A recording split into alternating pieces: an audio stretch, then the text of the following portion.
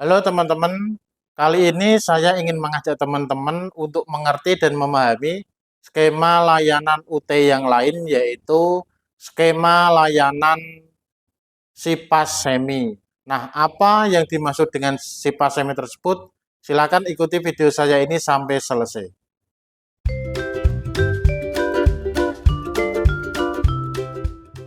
Jadi teman-teman, kali ini saya akan membagikan apa yang dimaksud dengan SIPAS Semi tersebut atau sistem paket semester semi.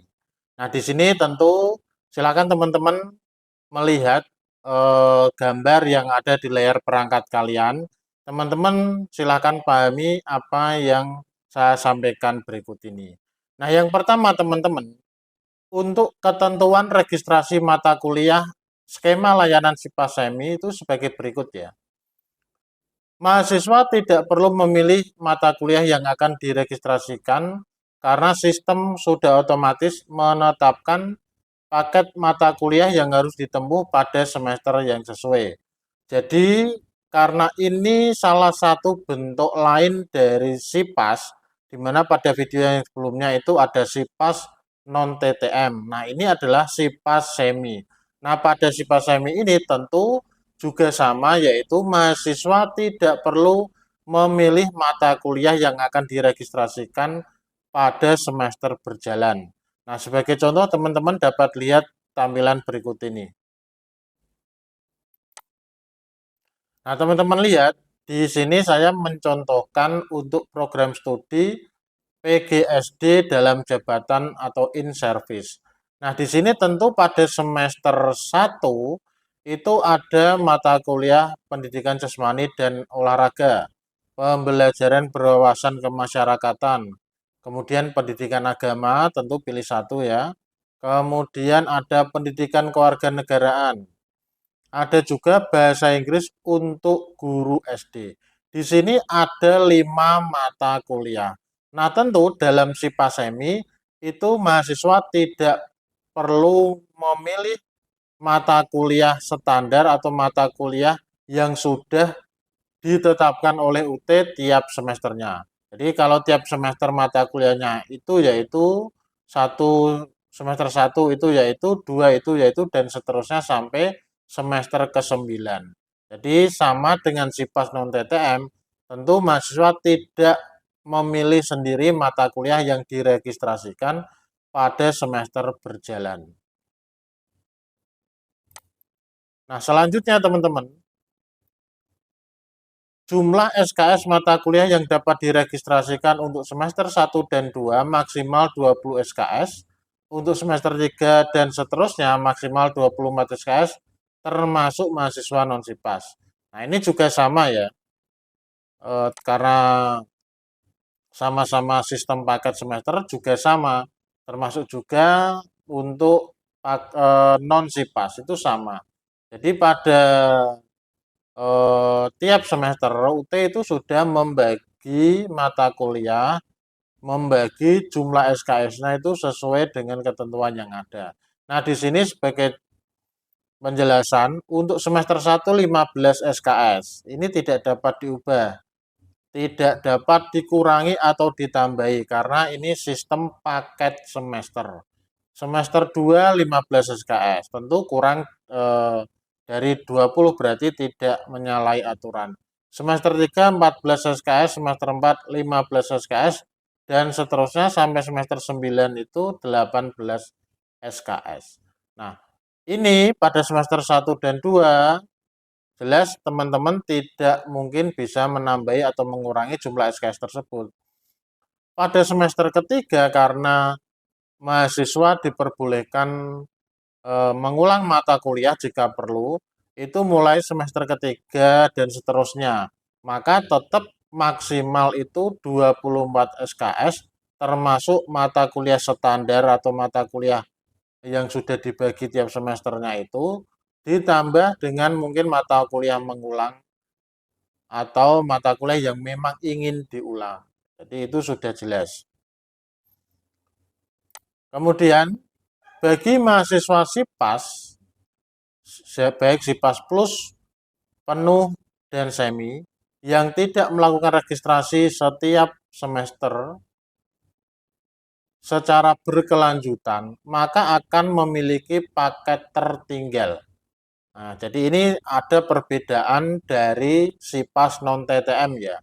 Di mana untuk SIPAS semi itu mahasiswa yang tidak melakukan registrasi setiap semester secara berkelanjutan, maka akan memiliki paket tertinggal.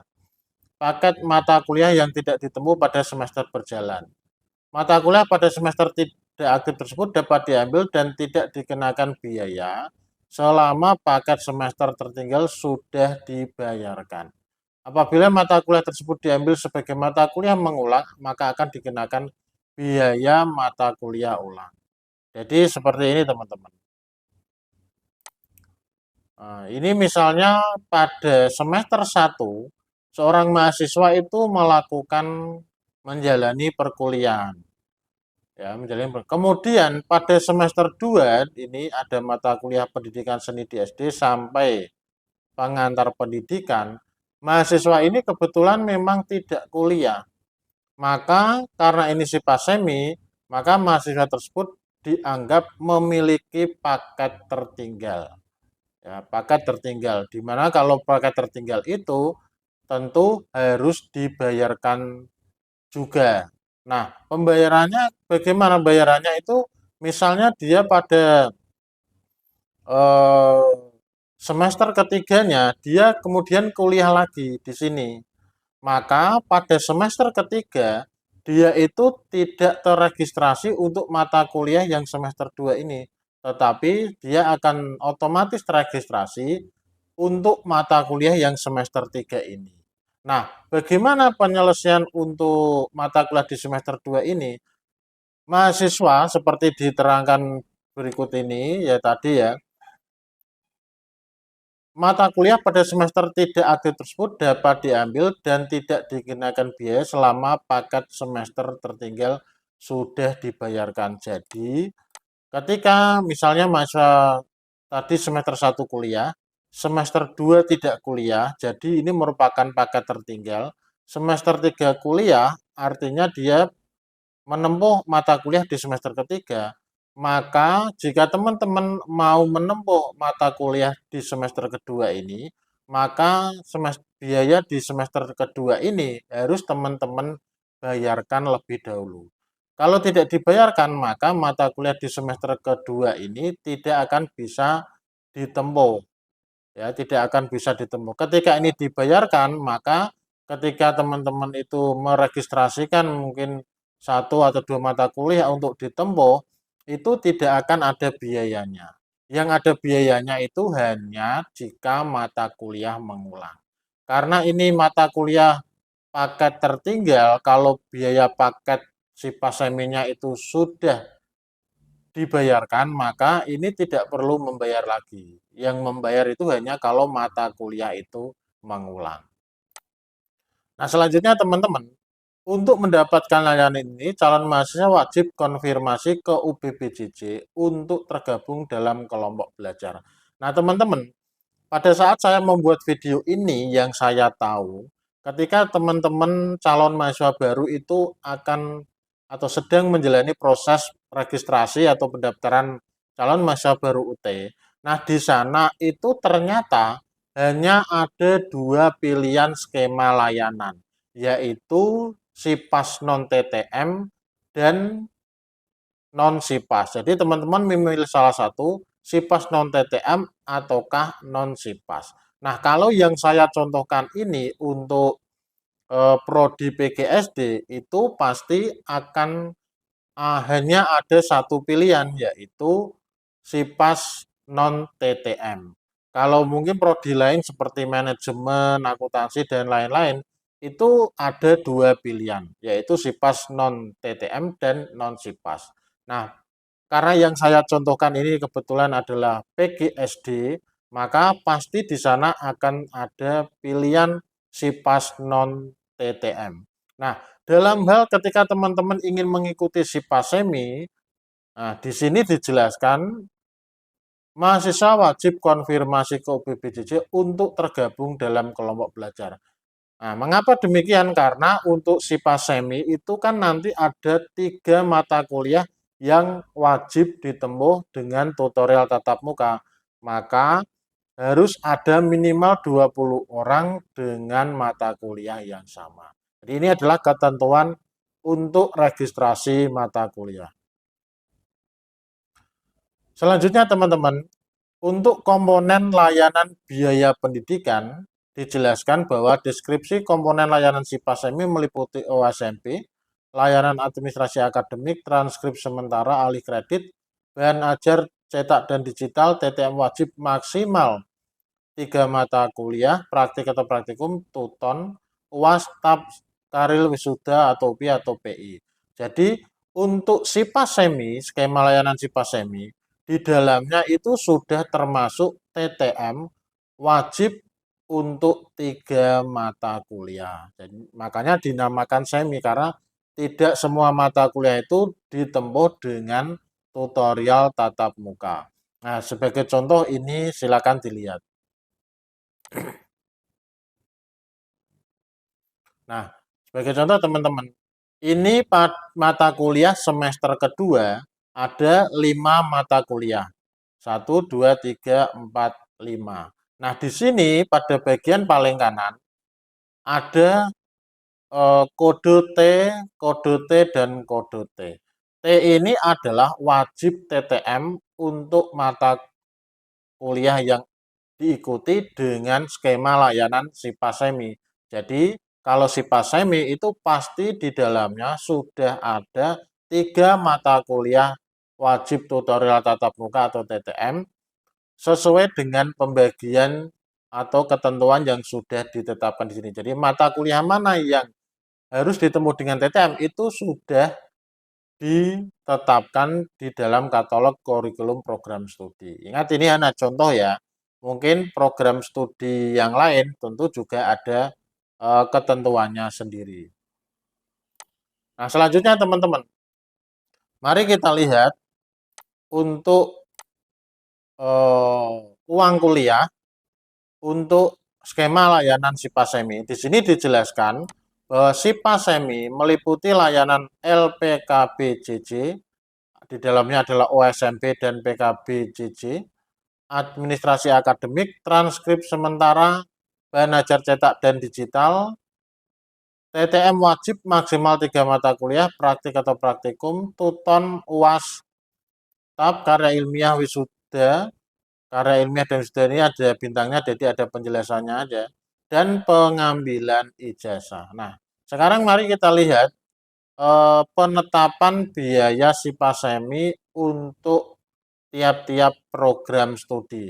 Nah, ternyata teman-teman di sini itu tidak semua program studi itu bisa ditempuh dengan layanan SIPA Semi sesuai dengan ketentuan yang telah ditetapkan oleh UT itu sendiri. Nah, seperti di sini untuk D3 perpajakan itu tidak bisa dilayani untuk SIPA Semi. Yang D4 kearsipan itu bisa, biayanya ini. PGSD AKPMM bisa biayanya ini. Kemudian di sini juga ada contoh PGSD Prajabatan, PG PAUD AKPMM dan lain-lain juga ada biayanya sendiri-sendiri. Pariwisata biayanya ini dan lain-lain. Jadi itu contoh dari program studi yang bisa ditempuh dengan layanan SIPA Semi, tentu juga berkaitan dengan pemenuhan jumlah mahasiswa yang mengikuti layanan SIPA Semi tersebut. Untuk cara memulai bahan ajar, bahwa bahan ajar tersebut tidak dikirim ke alamat mahasiswa, tetapi diambil di UT daerah atau kelompok belajar yang ada ya. Selanjutnya teman-teman, mari kita lihat bagaimana penjelasan untuk tutorial tatap muka untuk layanan skema layanan SIPA Semi ini.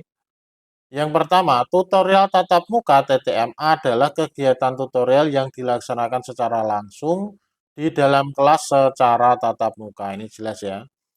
TTM wajib adalah TTM yang disediakan dalam layanan sistem paket semester.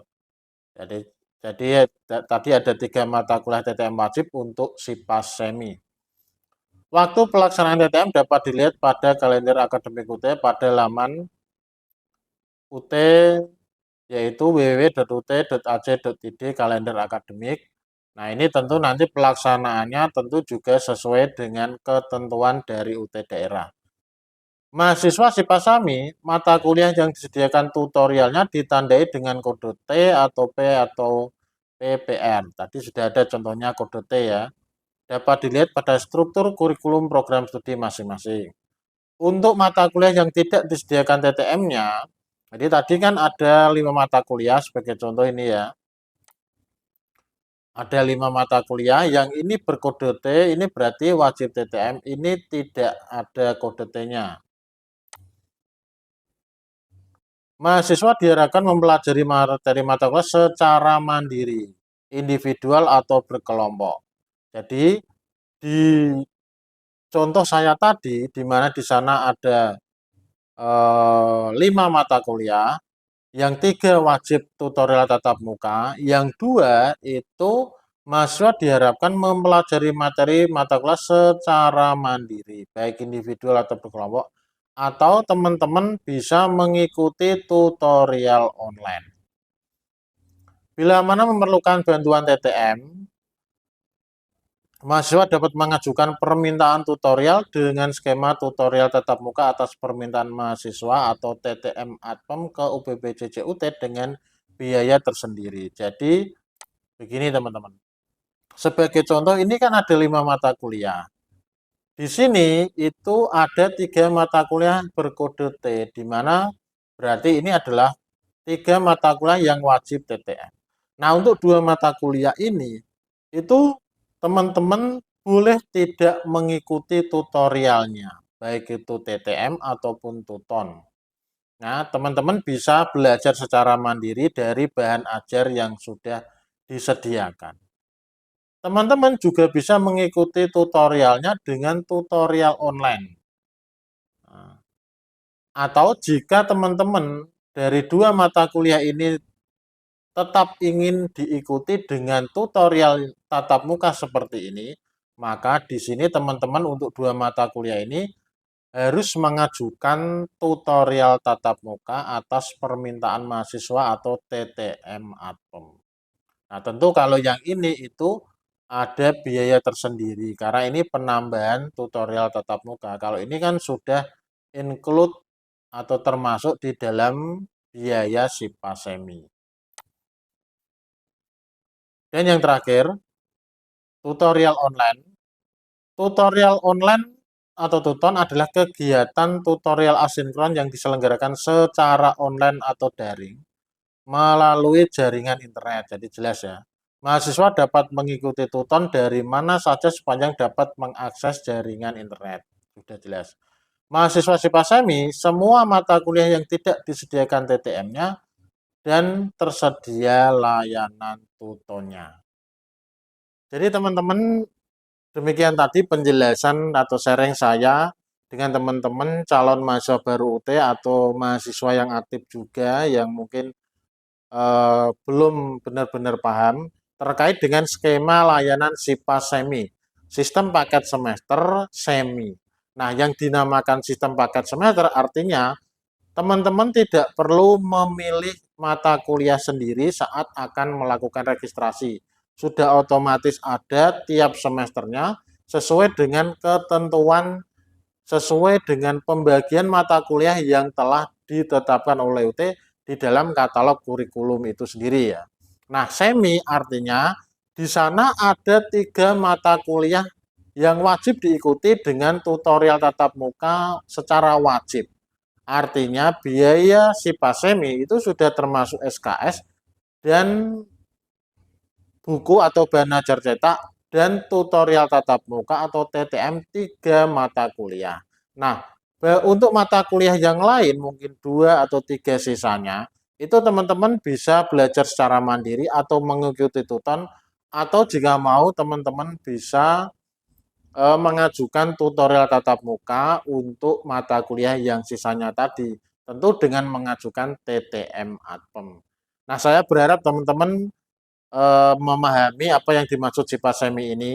Nah, kembali saya ingatkan bahwa saat saya membuat video ini memang ketika calon mahasiswa itu melakukan pendaftaran sebagai mahasiswa baru, setahu saya memang di sana hanya ada dua pilihan, yaitu SIPAS non TTM dan non SIPAS. Nah, kalau yang seperti PGSD, PG PAUD itu pasti hanya ada satu pilihan, yaitu SIPAS non TTM karena tidak bisa ditempuh dengan non SIPAS. Nah, silakan teman-teman share video saya ini ya agar bermanfaat untuk teman-teman lain juga.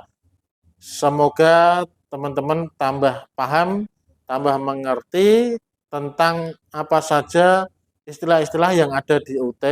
Nah, silakan teman-teman juga bisa komentar di kolom komentar dan diskusi tentu berbasis data yang ada.